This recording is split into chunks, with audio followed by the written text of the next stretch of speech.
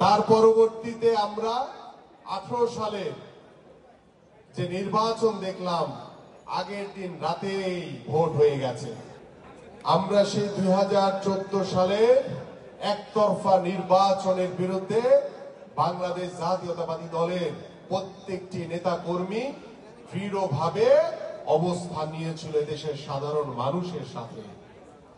তার পরবর্তীতে আমরা 18 সালে যে নির্বাচন দেখলাম, আগের দিন রাতেই ভোট হয়ে গেছে।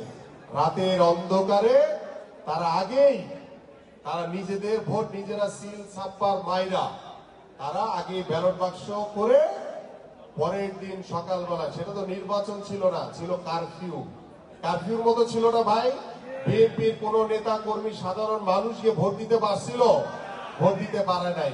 এবং আওয়ামী লীগেরও যদি দুই একজন কেউ গেছে, সেও গিয়ে দেখে যে তার ভোট আগের দিন রাত্রি দিয়ে দিছে। আওয়ামী লীগেরও ভোট দেওয়া লাগে নাই।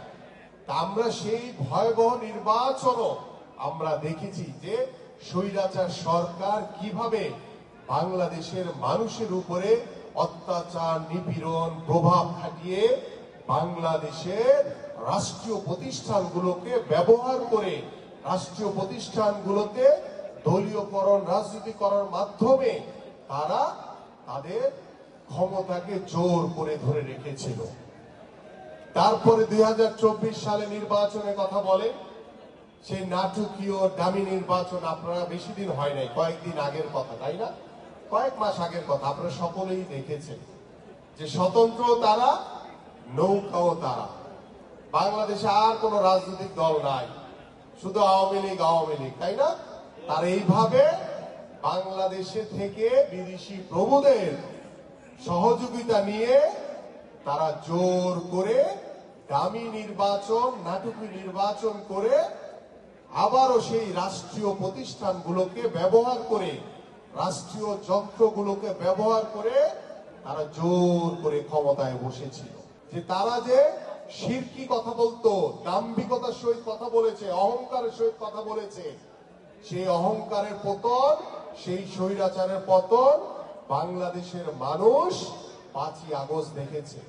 কিভাবে স্বৈরাচার শেখ হাসিনা বাংলাদেশ থেকে পালিয়ে গেছে। আমরা সেই 2008 সালের পর থেকে 2024-এ 5ই আগস্ট পর্যন্ত যেই স্বৈরাচার সরকার বাংলাদেশের রাষ্ট্র কাঠামোকে ধ্বংস করে ফেলেছে, রাষ্ট্রীয় প্রতিষ্ঠানগুলোকে দলীয়করণ, রাজনীতিকরণের মাধ্যমে বাংলাদেশের সকল প্রতিষ্ঠানের মাজা ভেঙে দিয়েছে। সেই প্রতিষ্ঠানগুলো এখন পর্যন্ত কিন্তু সোজা হয়ে দাঁড়াতে পারছে না।